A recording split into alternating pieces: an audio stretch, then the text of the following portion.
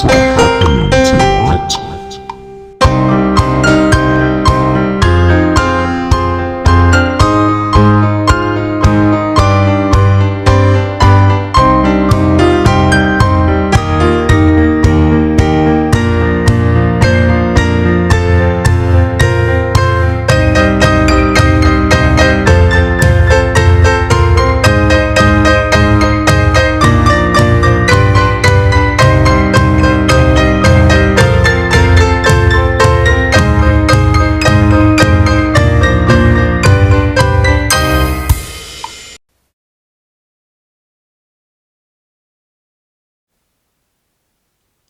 Cloud Ball. It's October 21st. I'd have to say, there's quite a few clouds around. I could, however, see my lunar cousin up there in the sky. I asked her, "Are you alright up there?" She then said, "I think those clouds don't like me. They're trying to get rid of my light reflection." I was worried. Those clouds do look a bit somber, but inside them, they are evil. Now get this. To how Luna and I communicate, we use the interstellar line. Because there's no sound in space, we have to use a special frequency to connect to each other. We talk to each other by radio waves, lights, solar wind, and message relays from other celestial objects. So it's simple, really. Anyway, I had to sort this out.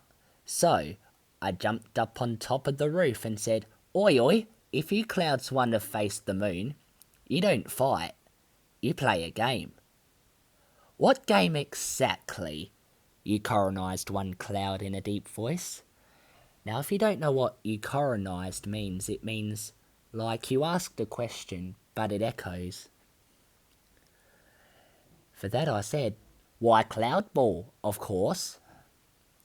"I like the sound of that," echoed another cloud. Well, that was easy to sort out. Just then, as things seemed cool, I saw what looked like a falling star. As it plummeted through the sky, it crashed into a nearby house with an explosion. So I got on my bicycle and rode to the area as quick as I could. As far as I'm concerned, everyone didn't look too worried. They didn't run outside or anything. Strange, innit? Then I arrived at the impact zone, Starbush Crescent. I looked very closely through the rubble, and from a pile of broken bricks emerged a girl with silvery hair, a silvery dress, silvery shoes, silver painted nails, a silver necklace, and a star on her forehead. She's all silver with blue eyes. Oh my goodness, that's the star, Stellar Andromeda, I said to myself. She then saw me and came towards me. She asked me softly, "Aren't you the boy who talks to Luna?" I nodded my head in amazement. She silently gasped. Then she hugged me and said, "I've been looking for you. The last time I met her was when I was 7, when I saw the Tooth Fairy. It's been 10 years. You know, when I saw the star, she actually liked me for who I am. But you know, that's just what some girls would do, eh? You know how it is around me." But at that time, she whispered through the sky and told me she'll be back in 10 years' time. Now that the deadline had passed, she's glad about seeing me again. I was confused at first, but then realised she came back for me. Isn't that nice? Having someone come back for you. It's a very nice thing to do. It's a shame Bridget didn't do the same thing, but still, it's cool, isn't it? The star then asked me, I've heard about a game called Cloud Ball that you might have mentioned. Yes, I told the clouds that if they're having a problem with Luna, we'll settle it with a game of Cloud Ball, of which I was the inventor of that game. I explained to her. She then asked me, well, if there's going to be two teams, who's going to be the referee? I am.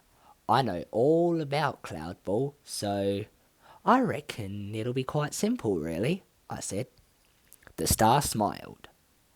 An hour later, we arrived at the Sky Pitch, or some people would call it the Cloud Stadium, which is located 10,000 feet high up above town.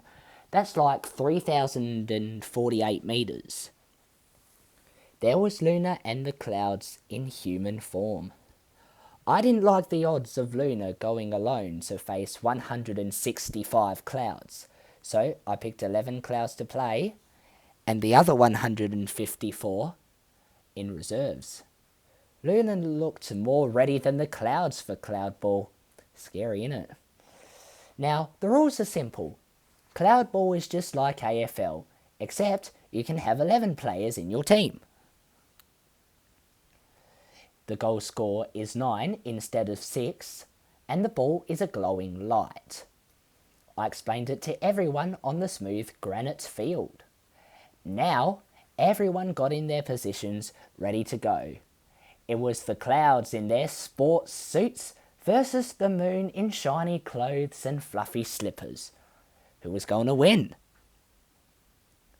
Then I blew my whistle, threw the ball upwards, and they're off.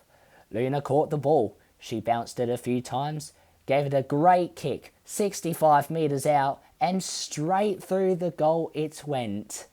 It's a goal. 9 points for her. Unfortunately, the clouds didn't look too happy about that, so when I launched the ball skywards, the clouds started using initiative and teamwork to kick the next several goals. They were trying to exhaust Luna so they could get the better of her. By the end of the first quarter, the clouds were on 108 points, 12 goals, no behinds, and Luna stayed on 9 points, 1 goal, no behinds. Poor Luna was puffed out. What was she to do? In the second quarter, she decided she'd leave behind her slippers to increase her super manoeuvrability. It only worked for a few minutes, where she kicked 2 more goals. It started getting worse for her as she kept slipping over on the smooth granite. The clouds continued scoring goals non-stop. When halftime sounded, the clouds got 41 goals in total, getting 369 points. Luna only got 3 goals in total, scoring 27 points. This was a disaster. Luna is losing hard. As far as we knew, even if she wore her slippers or not, her chances weren't great. Not on her own anyway.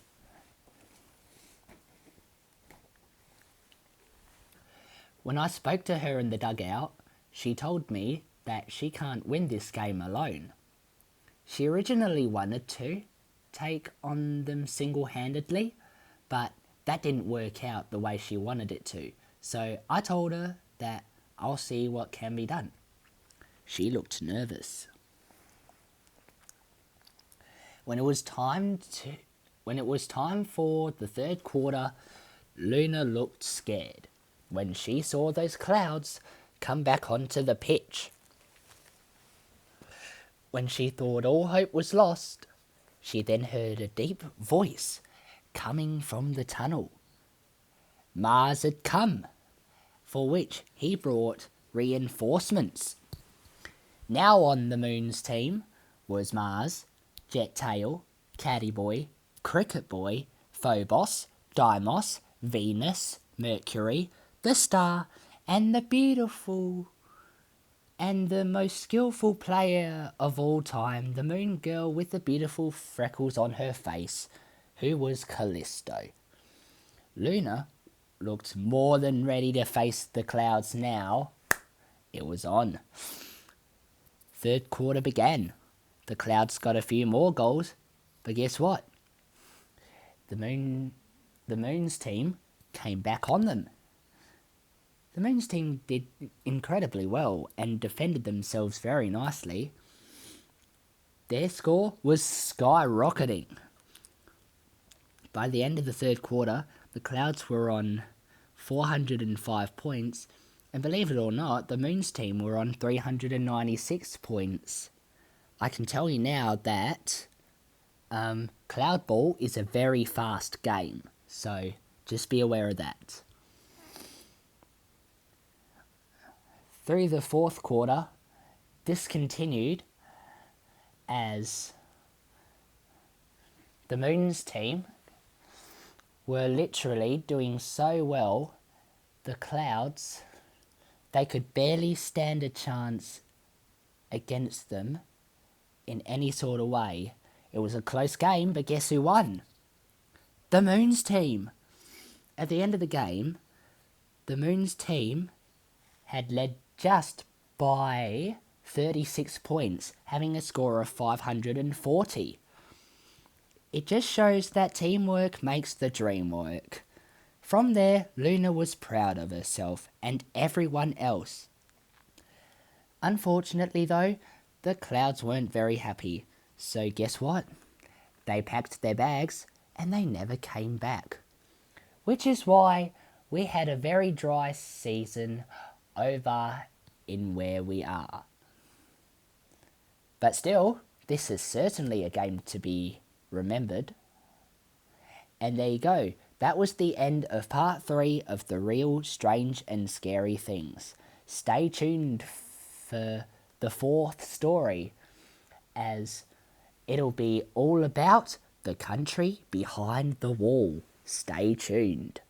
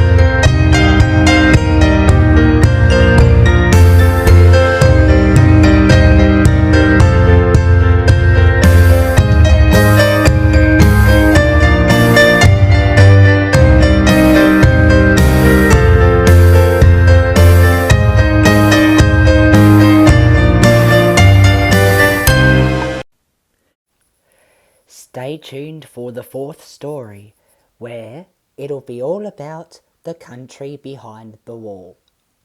I am Van Thursday, and I'll see you guys again soon. Catch you later.